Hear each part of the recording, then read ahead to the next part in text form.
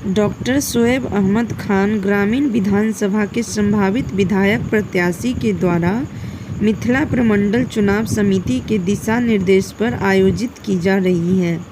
यह विधानसभा प्रत्याशी आवेदकों के लिए निर्धारित 5 जनसभाओं की श्रृंखला की 5वीं और आखिरी सभा है। ऊर्जा हमारे माननीय प्रशांत किशोर जी से आ रही है, क्योंकि मैं देखता हूं कि बारिश में भी भीग करके न वो सर्दी देखते हैं न बरसात देखते हैं।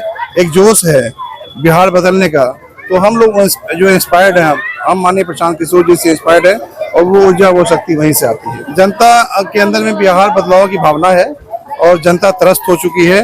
ये 35 साल के शासनकाल में बिहार के लोगों को कुछ मिला नहीं, बिहार से पलायन रुका नहीं।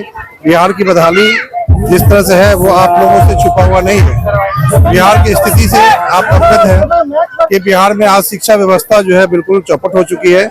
बिहार में रोजगार नहीं है। आज हम इसीलिए हमारे माननीय प्रशांत किशोर जी जो है वो 5500 गांव में करीब वो पदयात्रा के माध्यम से बिहार के जमीनी हकीकत को समझने के बाद उन्होंने एक ठाना के नहीं, मुझे बिहार को बदलना चाहिए और बिहार को बदल के रहेंगे।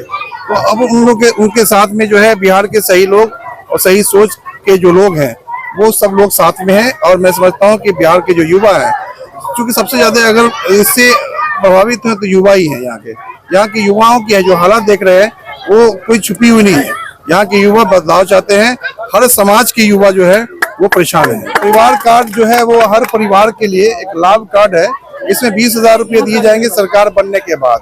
सरकार बनती है तो ये नहीं कि पहले ही, क्योंकि मैं बता दूं सरकार बनती है तो हर महीने 20,000 रुपया मिलेगा। एक परिवार का एक कार्ड है, जिसमें बुजुर्गों का 2,000 रुपया पेंशन भी उसी में इंक्लूड है। 12,000 रुपया उनके लिए है।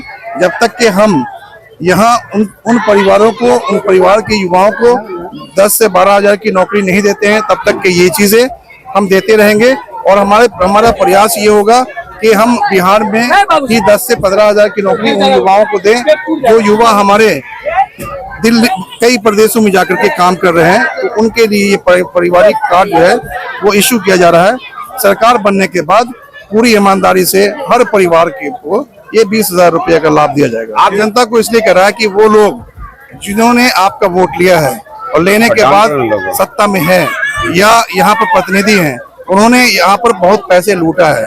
वो आप चाहे इंदिरा आवास के नाम पर हो, चाहे सड़क की जो योजनाएं हैं उस योजना में कमीशन के नाम पर हो, या उनका जो भी लाभ होता है जो गवर्नमेंट की तरफ से हमें इस लोकतंत्र ने फ्री मुफ्त दिया है कि जनता को इसका बेनिफिट मिलना चाहिए। तो उन्होंने लूट करके करोड़ों रुपए रखा है।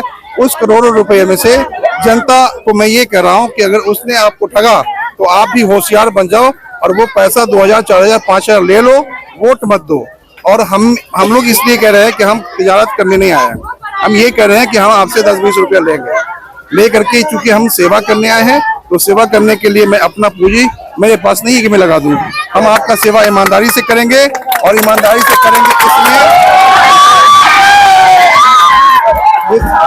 इसलिए हम जनता से कह रहे हैं कि आप मेरा सहयोग करेंगे।